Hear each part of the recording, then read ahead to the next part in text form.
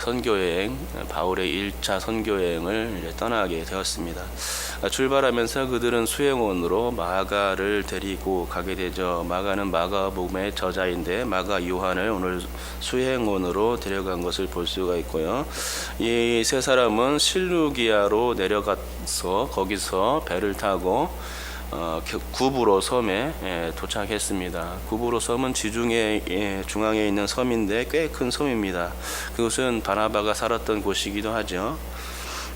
구브로 섬은 도착하자 구브로 섬에도 역시 마찬가지로 여러 회당이 유대인들 회당이 많았죠. 그래서 디아스포라 유대인들에게 그 바울과 바나바 그리고 요한이 가서 이제 예수님을 전하게 됩니다. 이 세 사람은 유대인 회당들에 이제 돌아다니면서 하나님의 말씀을 전파하고 예수의 복음을 증거하게 되는데요. 그러다가 그들은 이제 바보라는 지역에 이제 이르게 되지요. 그리고 사건은 바로 이 지역에서 일어났습니다. 여러분 혹시 마술에 대해서 어떻게 생각합니까? 마술도 교회에서 복음을 전하는 도구로서 사용할 수 있을까요? 그렇다고 말씀하시는 분도 계실 거고 안 된다, 절대로 안 된다 그렇게 말씀하시는 분들도 계실 것입니다. 그런데 우리 합동 측은 매우 보수적이어서 그 신학적인 그 배경이 마술을 절대로 허용하지 않습니다. 왜냐하면 마술은 속임수를 바탕에 깔고 있기 때문이죠. 하지만 간혹 주일학교에서는 아이들을 집중시키고 또 관심을 유도시키기 위해서 마술 행위를 또 하곤 하지요. 그런데 마술로서 아이들의 관심을 유도하는 것이 과연 좋은 일일까?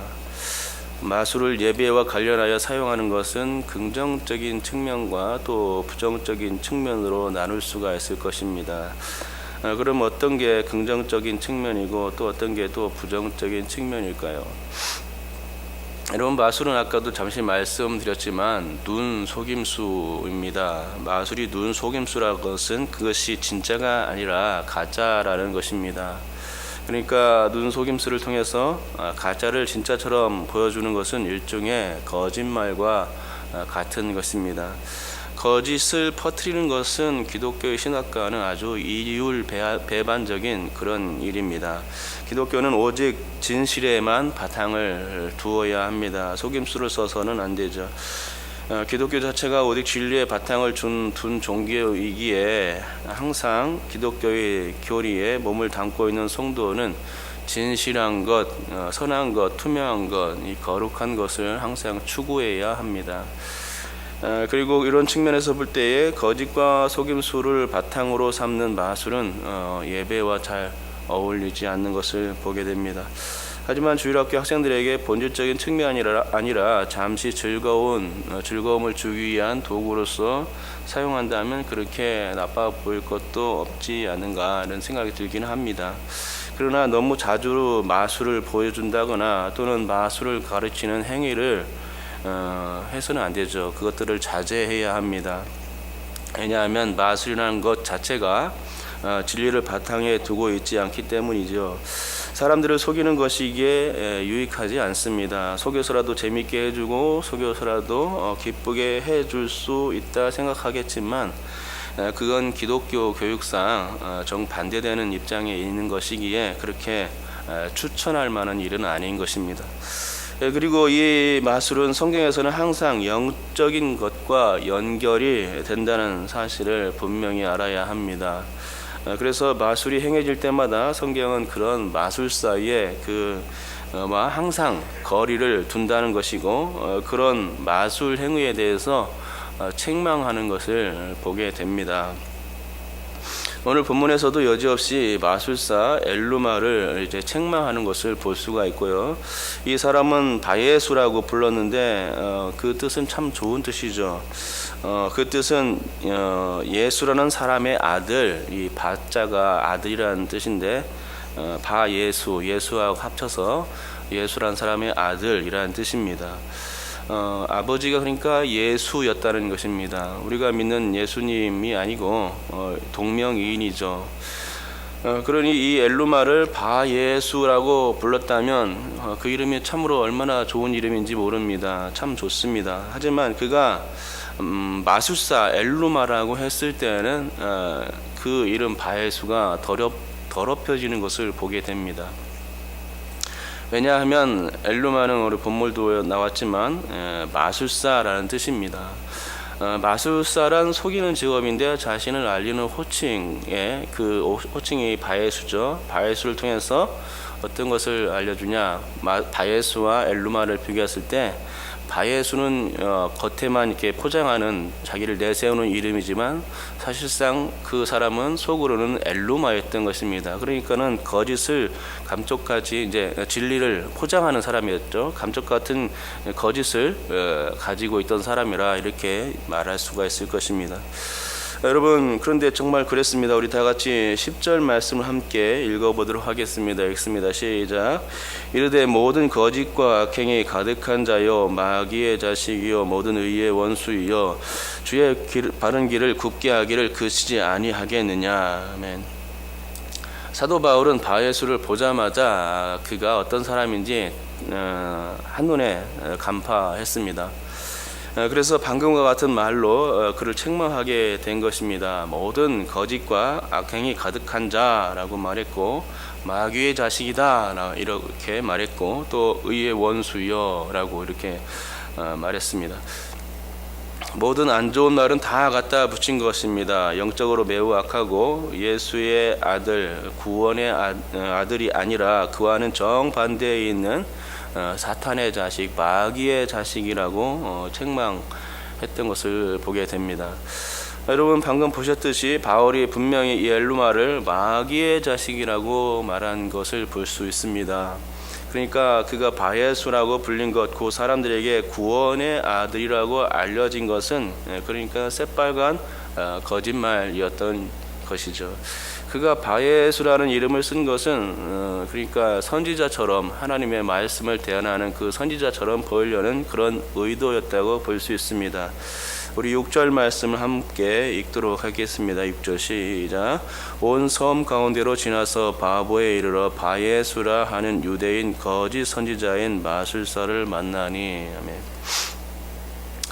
이 구절에서 바예수를 뭐라고 말하고 있습니까? 선지자인데 거짓 선지자라고 이렇게 분명히 말씀하고 있지 않습니까? 근데 7절 말씀을 보면은 7절 말씀에는 정반대로 얘기되는 사람이 있습니다. 총독 서기오 바울인데요. 이 총독 서기오 바울은 지혜 있는 사람이라 이렇게 말해주고 있고 또 그는 하나님의 말씀을 듣고자 한 사람이었다 이렇게 얘기해 주고 있습니다. 거짓 선지자와는 그 판이하게 다른 정반대의 편에 있는 사람이 바로 이제 서기오 바울이었죠. 여러분, 선지자의 반대가 뭡니까? 거짓 선지자입니다. 신약 성경은 이 거짓 선지자를 적 그리스도라 이렇게 말하기도 합니다. 선지자라는 직업은 하나님의 말씀을 맡은 자로서 하나님이 주시는 말씀 그대로를 액면 그대로를 대언하는 사람입니다. 그런데 바예수는 거짓 선지자였다는 것이죠. 거짓 선지자는 하나님의 말씀을 대언하는 자가 아닙니다. 선지자처럼 모양과 흉내는 내지만 실상은 선지자라고 부를 수가 없는 사람입니다. 선지자가 아닙니다. 사람의 탈을 쓴 늑대와 같이 거짓 선지자들은 하나님의 말씀을 변개하여 사람들을 진리의 반대 방향으로 몰아가는 사람들이죠. 사람들을 찾고 만나면 그들을 더욱더 지옥 자식으로 만들어 버리는 사람, 그런 사람이 바로 거짓 선지자입니다. 적그리스도와 똑같은 일을 하는 사람이 거짓 선지자인 것입니다. 하나님의 말씀의 반대 방향으로 사람들을 데리고 가는 사람, 그래서 지옥으로 끌고 가는 사람, 그것이 바로 거짓 선지자가 하는 일이죠. 그러니까 이 거짓 선지자 바예수가 총독 서기오 바울 곁에 있었다는 말은 이 서기오 바울로서는 굉장히 영적으로 치명타였던 것을 보게 됩니다. 서기오 바울은 마귀의 거짓말을 듣고자 했던 것이 아닙니다. 그게 아니라 하나님의 말씀을 듣고자 했습니다. 그런데 바에수가 곁에 있었다는 것은, 항상 그의 곁에 있었다는 것은 이 서기오 바울이 하나님의 말씀을 갈망해도 그 말씀을 듣지 못하게 될 그런 상황이었다는 것이죠. 그것을 어떻게 알 수 있습니까? 8절에 나와 있습니다. 우리 8절 말씀도 함께 읽겠습니다. 시작. 이 마술사 엘루마는 이 이름을 번역하면 마술사라. 그들을 대적하여 총독으로 믿지 못하게 힘쓰니. 여기 분명히 나와 있지 않습니까? 서기오 바울로서는 지금까지 바에수 때문에 하나님의 말씀을 듣고자 했는데 이 절대로 듣지를 못했다는 것입니다. 누구 때문입니까? 바예수 때문에 그랬던 것이죠. 자꾸만 하나님의 말씀을 들으려고 하면 중간에서 차단해버리고 막아버리고 못 듣게 하는 것입니다. 하나님의 말씀을, 이 지혜로운 사람이 하나님의 말씀을 자꾸만 들으려고 하는데 그 듣지 못했던 이유가 바로 거기에 있습니다. 그러나 믿음의 사람 바울, 하나님의 사람 바울, 주 예수 그리스도의 종 사도 바울을 이 서기오 바울이 만나게 됨으로써 이제 그는 하나님께로 가는 길이 이제 뻥 뚫리게 되고, 또 드디어 바예수로부터 차단되었던 그 하나님의 말씀을 듣게 되는 것이죠. 사도 바울이 바예수의 관계를 알고는 그를 저주해 버리게 된 것입니다. 11절 말씀과 같이 되었죠. 우리 다 같이 11절 말씀도 읽겠습니다. 읽습니다. 시작.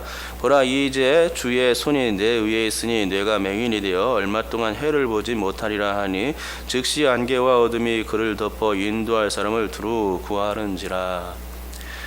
바울이 즉석에서 저주의 명령을 내렸습니다. 그랬더니 이 바예수라 하는 그 사람이 그 저주의 명령, 맹인이 되라, 눈먼 자가 되라 라고 하니까 즉시 맹인이 된 것을 보게 됩니다. 이걸 보면 믿는 자에게 주시는 하나님의 능력이 그 권세가 참으로 대단하다 하는 것을 깨닫게 됩니다. 그리고 이 광경을 지켜보던 서기오 바울도 이 일로 인하여서 굉장히 놀랐고, 그로 인하여서 예수님을 믿게 되었다는 것입니다.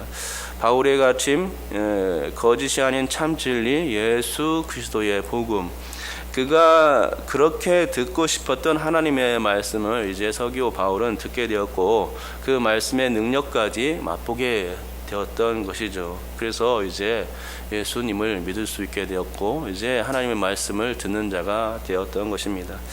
여러분, 예수께서 승천하실 때에 어떤 말씀을 제자들에게 주신지 아십니까? 마가복음 16장 15절로 18절까지 그런 말씀을 주셨습니다. 한번 제가 읽어드리겠습니다. 또 이르시되 너희는 온 천하에 다니며 만민에게 복음을 전파하라. 믿고 세례를 받는 사람은 구원을 얻을 것이요 믿지 않는 사람은 정죄를 받으리라. 믿는 자들에게는 이런 표적이 따르리니 곧 그들이 내 이름으로 귀신을 쫓아내며 새 방언을 말하며 뱀을 집어올리며 무슨 독을 마실지라도 해를 받지 아니하며 병든 사람에게 손을 얹은즉 나으리라 하시더라. 아멘. 특히 17절 말씀이 이렇게 기록되어 있습니다. 믿는 자들에게는 이런 표적이 따르리니. 그렇습니다. 여러분, 예수 그리스도를 믿으면 이런 표적이 따릅니다. 믿는 자에게 하나님의 표적과 기사와 능력이 나타난다는 것이죠. 여기에 표적들이 나타나는데, 그들이 내 이름으로 귀신을 쫓아낸다고 나오고, 또 새 방언도 말하고, 뱀을 집어 올린다. 그러나 해를 받지 않겠다 하는 것입니다. 또 병든 사람에게 손을 얹은즉 나을 것이다 라고 이제 이렇게 이런 표적들을 보게 된다 하는 것입니다. 어떨 때요? 예수 믿게 되면 그런 일들이 벌어진다는 것이죠. 실제로 바울에게 그런 일들이 벌어졌죠. 바울이 뱀을 집었는데 뱀이 이제 물었습니다. 근데도 죽지 않았던 일이 있습니다. 믿는 자에게 하나님의 표적과 기사와 능력이 따라다닙니다. 예수님께서 우리를 너무나 사랑하시고 또 그러기 때문에 그 하늘의 그 능력을, 하나님의 능력을 우리에게 또 또 고스란히 부어주신 것을 보게 됩니다.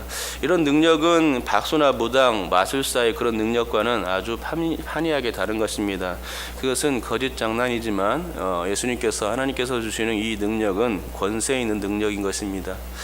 그리스도인에게 나타나는 능력은 실제하는 것이며 눈 속임수가 아니죠. 물론 모든 기독교인들에게 다 이런 표적이 따르는 게 아닙니다. 또 아무 때나 이런 표적이 따르는 것도 아닙니다.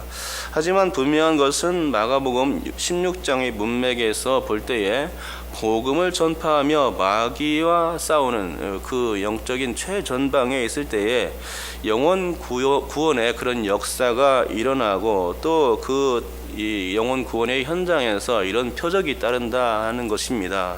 실제로 이번에 다녀왔던 캄보디아의 선교 현장에서도 이런 일들이 벌어졌습니다.